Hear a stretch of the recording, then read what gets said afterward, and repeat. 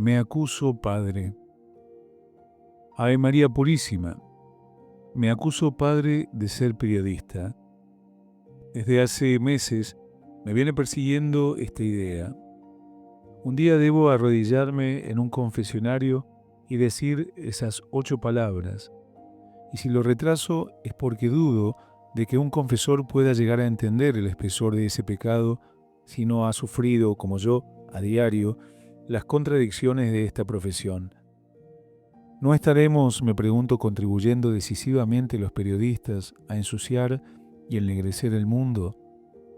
Pido al lector que no crea que aludo a la prensa pornográfica o la misma sensacionalista, aunque en ambas ese ennegrecimiento se multiplique.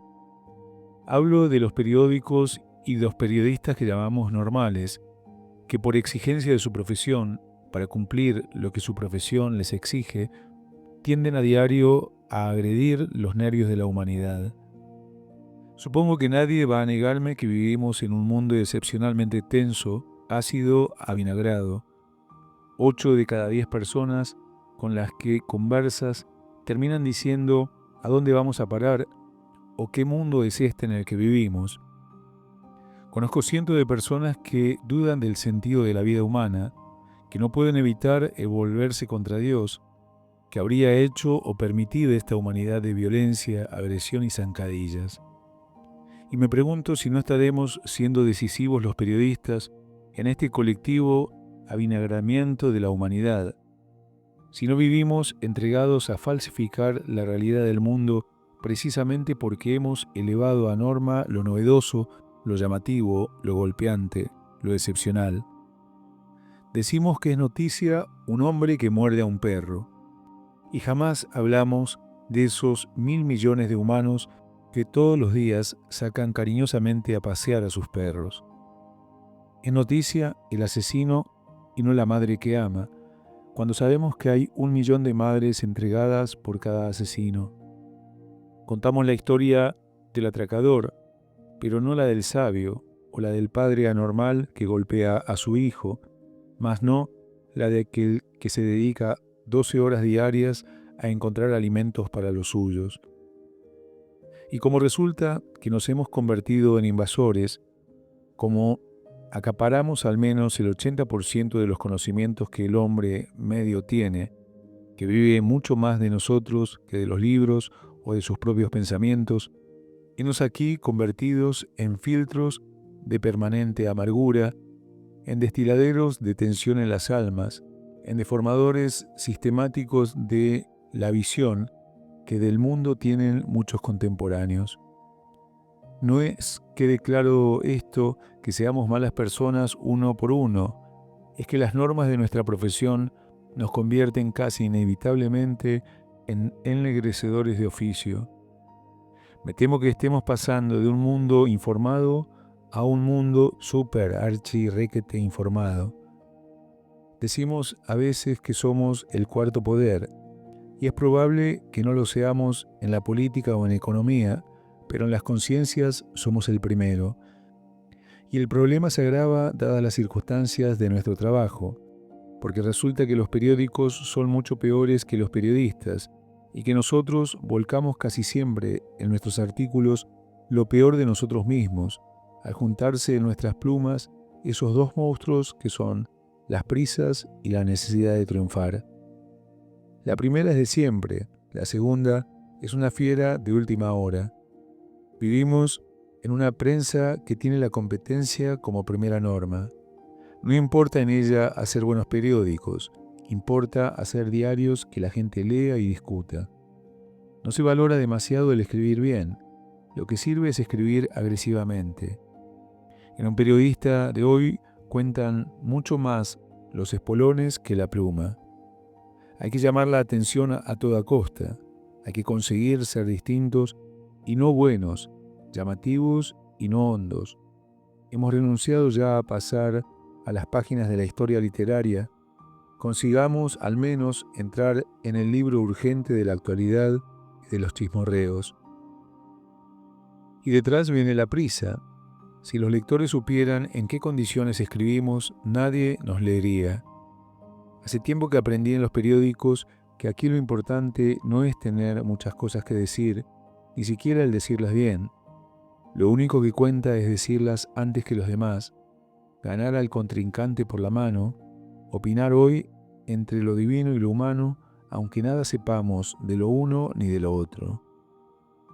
Hay días en mi vida en que no olvidaré nunca, por ejemplo, aquel 26 de agosto de 1978, en que fue elegido Papa Juan Pablo I. Era sábado y el nombre del nuevo pontífice nos sorprendió a todos a las 7:15 de la tarde.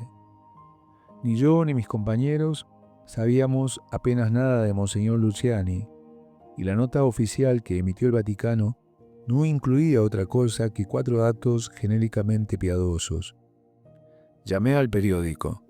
Me dijeron que a las 8 me llamarían para que dictara una larga biografía del pontífice y que a las 9:15 volverían a llamarme para que leyera un largo editorial sobre el sentido de esta elección y las líneas previsibles del nuevo pontificado.